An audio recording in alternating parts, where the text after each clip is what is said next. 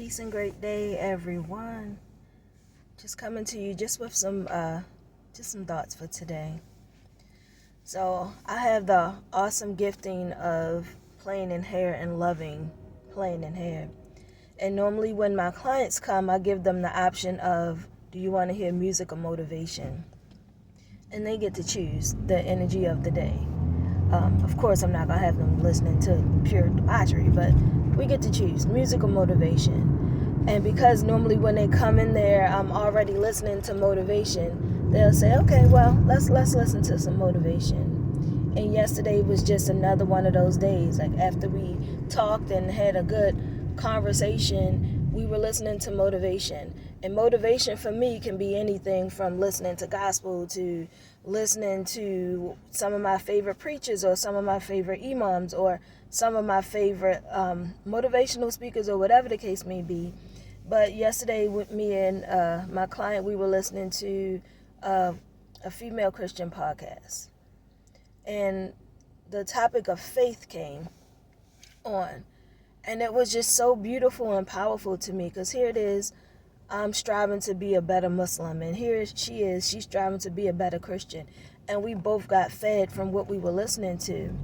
And it made me just reflect on my grandmother and how she would always say, in God's house there are many mansions, and that's something that I love to believe because there are many faith walks, and most of us will think that our way is the only way, and if you don't come and do it my way, then you're going to suffer and go to hell.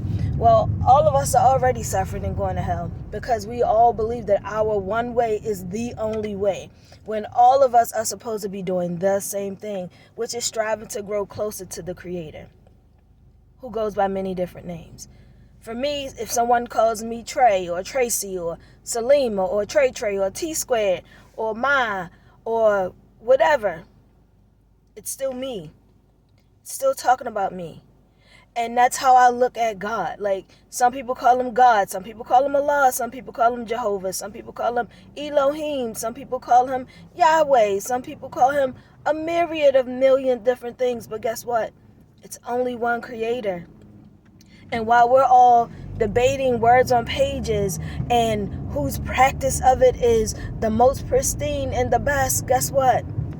Satan is winning. Shaitan is winning. Darkness is winning, because all of us who are supposed to be carrying the light are too busy fighting over whose path is right. I remember years ago having a blessed opportunity to perform and create a piece for Woundwork Productions, and they were doing a production called All Faiths Are Beautiful.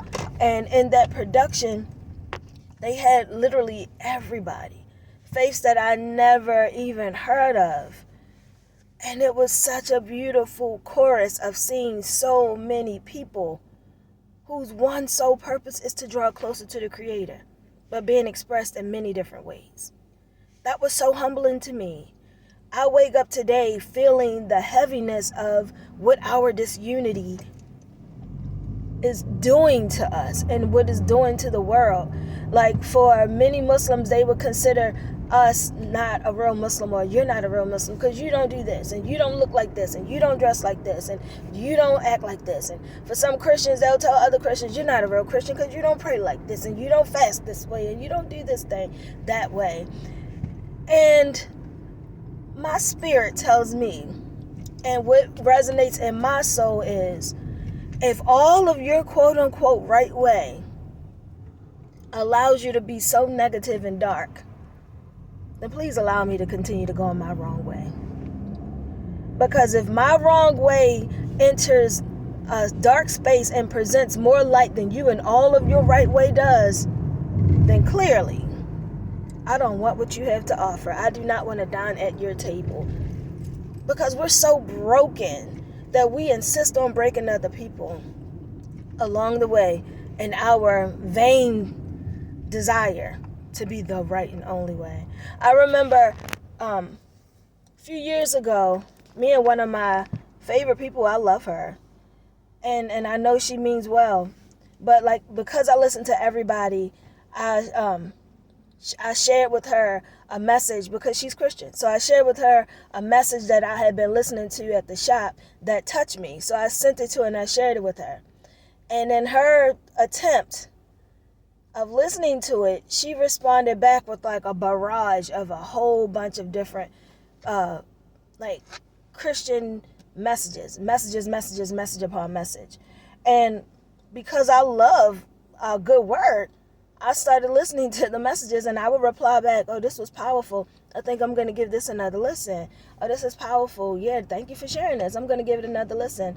And then after like the third day of her sending me a million different messages, of course I couldn't listen to all of them at one time, but she was like, I want to save you, help save you, and I know you're going in, ooh, sir, what are you doing? You're going in the wrong direction, and I've been wanting to say this, and when you sent that message, I felt like it was God sending you for me to save you. And I'm like, hold up, partner. I didn't ask you to save me. I never felt like I was lost. When people are out here and they're hungry for spirit, like, you can eat from any place that has a good spirit. Like, in God's house, there are many mansions. And she couldn't understand my stance. Like, and I had to question her. When I was wandering in the wilderness of the darkness, you never came out to save me. You only came to save me once you saw that I was already in the path of being saved. And that's a personal path. It's a personal journey. It's a personal journey. Like, if all of us who have light see other people with light, let's not continue to go and look for the people who are already striving to be a light. We need to be brave enough to go into the darkness, because so many people are dying because we're being punks in our faith paths. Be strong in the darkness. Be strong in the wilderness. Be strong out there, because that's why Shaitan and Satan and the devil and Beelzebub and all the different names that he has is so powerful, because all of us with all of this light are too busy staying inside of our spiritual lanterns instead of going out amongst the darkness to show as an example of the light that we are. How can darkness be dispelled? It gets dispelled when light enters into the space, even if that light is a twinkling light. I'm saying all of this to say, most of my clients are not Muslim. Most of my clients are Christian. And the majority of my clients that are Christian, we listen and we vibe and we build, and we come to the conclusion that we are all on the same path. All of us. We're all on the same path. We're all struggling. We're all striving to become one with the Creator. And as long as I tie my string to your string, we become a tighter fiber in the garment, in the hood of God.